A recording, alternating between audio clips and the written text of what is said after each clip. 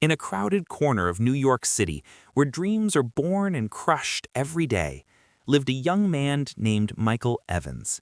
He was intelligent, ambitious, and hungry for success, the kind of person who read 10 books a month, followed every motivational speaker, and tried every life hack he could find. But despite all his effort, he always felt stuck. No matter how much he learned or how hard he worked, success seemed to slip just beyond his reach. His mind was always full of noise, full of plans, full of worry. He couldn't stop thinking. He couldn't stop chasing. And slowly, he began to lose himself. One evening, Michael walked out of his office building after another exhausting day.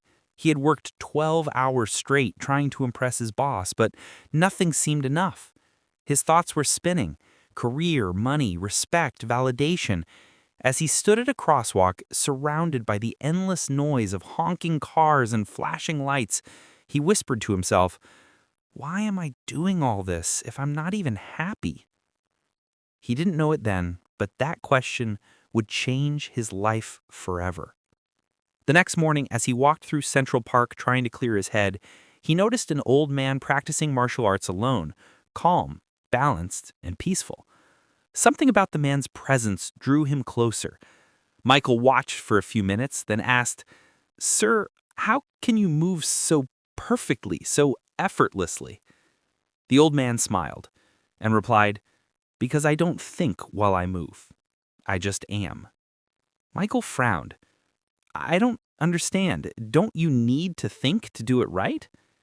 The old man chuckled. "When your mind is full, your body hesitates. When your mind is empty, your body knows exactly what to do." He handed Michael a small card. It read, "Master Lee, Tao Academy." The next day, Michael visited the dojo, a simple, quiet place with wooden floors and walls covered in calligraphy. He bowed politely, and Master Lee greeted him with a warm smile. "Why are you here, Michael?" the master asked. Michael replied, "I want to learn discipline, focus, success, everything." Master Lee nodded slowly. "Good, but first, have some tea." He poured tea into Michael's cup and kept pouring. The cup filled, then overflowed. Startled, Michael exclaimed, "Master, it's overflowing! Stop!" The old man calmly said, "You see, this cup is your mind. It's full of opinions, fears, doubts, and ego. If you want to learn, you must first empty your mind." Those words hit Michael like lightning. It was the lesson he never knew he needed. From that day, Michael began a new journey, not of adding, but subtracting. He started waking up early and meditating. He turned off his phone for an hour each morning. He stopped filling his mind with noise and began observing his thoughts instead.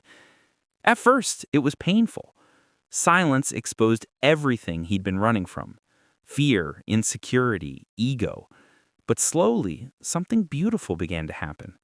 He started to see clearly. His ideas became sharper. His focus deepened. He worked less but achieved more. He realized that the secret to growth wasn't adding more, it was letting go. Months later, Michael entered a national martial arts competition. He wasn't the strongest nor the fastest, but he was calm. When his opponent rushed towards him with all his might, Michael didn't panic. He flowed, adapted, and won with effortless grace. A reporter asked him after the victory, "What was your winning strategy?" Michael smiled and said softly, "I stopped trying to win. I just emptied my mind and let the moment guide me." Years later, Michael became a mentor himself. When his students asked for the secret of success, he didn't talk about money, strategy, or motivation. He just smiled and said, "You can fill your mind with everything: success quotes, books, ideas, but until you empty it, you will never find peace. And peace is where true power lives."